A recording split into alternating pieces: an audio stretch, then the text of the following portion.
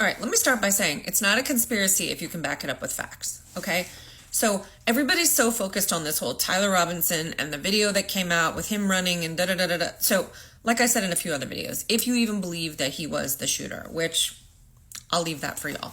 Okay, but since I don't know 100% that he was, right? But what I do know is that the guy on the ground that was screaming, I did it, I've been looking into his background because I was like, what a ridiculously dangerous thing to do, right? Because, I mean, first off, someone in the crowd, I mean, whatever. Someone could have heard him for saying that. So I was like, who is this guy? Guys, when I tell you this man's story is the weirdest thing, all right? And again, this is not a conspiracy. You may go and verify all of these facts for yourselves. All right. So just for clarification, I'm talking about the man that was screaming like, I did it, shoot me now. Okay. And when they arrested him and they got him back to the station, basically he said like, well, I didn't do it. I just said that to give cover, basically to give enough time for the real shooter to get away. That was his excuse. Okay. So let's start about who we're talking about. And I'm going to have to look off camera a few times because when I tell y'all this shit is so twisted. Okay. All right. His name is George Hodgson, Hodgson, Zinn, with 2 N's. He's 71 years old, and he lives in Salt Lake City, Utah. And, of course, it will come to nobody's great surprise, he is a registered Republican, okay? He has been a lifelong Republican, all right? And not that this is germane to the story, but, I mean, since it fits the plot, when they arrested him and they were going through his phone, so this was after the whole Charlie Kirk incident, when they arrested him and went through his phone, well, they were telling him to unlock it, and he was like, I don't want to. Well, anyways, when they finally got into the phone, of course, what'd they find? Child images of children that should not have been on his phone, okay? Of people as young as 5 years old. So old boy is going down the river for a long, long time now. But anyways, let's get back to this shit. Okay. So I had heard a little bit of chatter that like, oh, he had also been at the 9/11 incident. And I was like, okay, now I'm from the East Coast, so that happened right after I graduated from college, all right? So I knew people in the first tower. So anyway, that's why it caught my attention. I was like, what? Like he what? Okay, all right. And again, I'm going to have to read some of this because it's just so wild, okay? Apparently, this guy has been written up in the Utah paper, the Salt Lake City, Utah paper, and they call him, it says, in the Salt Lake Tribune, serial stories about the further adventures of George Zinn. What? So apparently, I'll just give you the short version, okay? This guy, I mean, it goes all, I'm just trying to find the very first one to read it to you. It says, in 1988, just to show you how far back it goes, okay? Stayed in a hotel room cot with T.H. Bell, who was the former U.S. Secretary of Education under Reagan, after arriving without lodging, blah, blah, blah, blah, blah, okay? So basically, this guy was a regular attendee and disruptor at events across many political spectrums, but he's been photographed multiple times, okay, with Republicans like Lee and he was also, anyway, so he was, you guys could go look this video up because I even ran like facial analysis to make sure. I was like, is this the same guy? 100% it is, okay? He's one of the people who's giving like an eyewitness testimonial that like, yeah, I was on the ground. Like I saw what happened at 9/11. Okay. So I ran an analysis, statistical analysis. Like what are the chances that this man would have been present as an eyewitness on the ground witnessing? Okay. All right.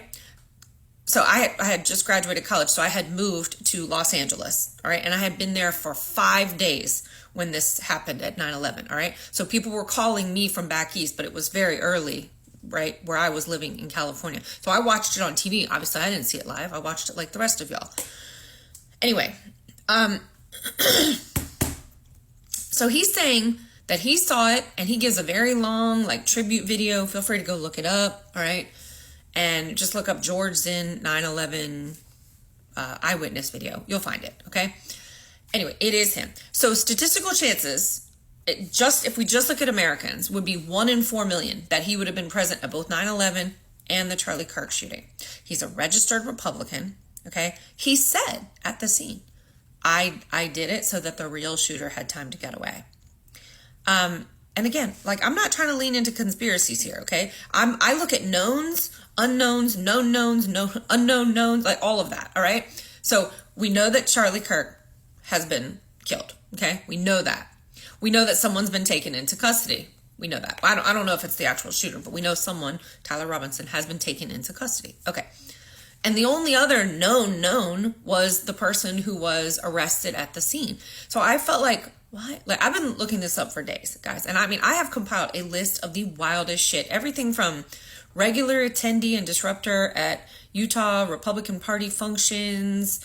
I said he was eyewitness on the ground for 9/11. He's been ejected from all kinds of movie promotions, Sundance film festivals, Salt Lake City Marathon bomb threat. He sent an email and basically said some stupid nonsense about, hey, to the cops, if anyone needed any help to place bombs near the finish line, for which he served a year in prison, from what I understand. Attended and photographed interacting with former House Speaker Greg Hughes, known for showing up at conservative announcements. I mean, when I tell y'all, this man's list of shit goes back. And I mean, even all the way up to May of this year, he was involved in some incidents, a trespassing incident in August, in Provo. My point is, this man is either a complete whack job or whatever you call those people, a crisis actor, a plant, however you want to call it. But why there's not more attention being directed at this man?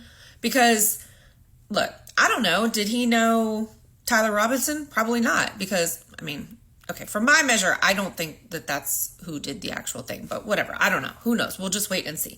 All right. But how? How is this guy? This is not a coincidence. All right. He was there. He was right up front. Okay. Again, a 1 in 4 million chance that he would have been present at 9/11 and the Kirk shooting. All right. He took ownership. He said, it was me, right? Shoot me now. All right. And then obviously he's a registered Republican. He said he did it so that the guy could get away. I don't know. I'm just putting this out there in case there are other people who have other parts of the story so that we could all piece it together. Because since they're doing this whole dog and pony show, right, where they're like, oh, they're trying so desperately to tie it to the left, which, guys, I mean, dead ass. And I said this in my video the other day. If they had anything to tie it to the left, like really tie it to the left, they'd be running it on Fox on loop 24 hours a day, 7 days a week with no commercial breaks. All right. So I want to see if there's anything else that I wanted to add. No, that's it. I mean, that's all. Anyway, y'all let me know what you think about that. I mean, is this a coincidence? Because when you couple that with some of the other things that are coming out, I don't know. It just, and look, I'm as with everybody as anybody else about like, can we stop talking about this? But there are certain things so look, my desire to talk about this situation will be directly tied to the right's desire to start a civil war over it. Okay. To use his death as a catalyst for their agenda. So yes, until they stop that, yeah, I'm gonna keep digging until, and hopefully other people will too, until we kind of figure out, because I mean, look, there's nobody here that's any less qualified to figure this out. I mean, Jesus Christ, Kash Patel is the director of the FBI. Kash Patel, this guy's a total fucking clown. Anyway, y'all let me know what you think in the comment section.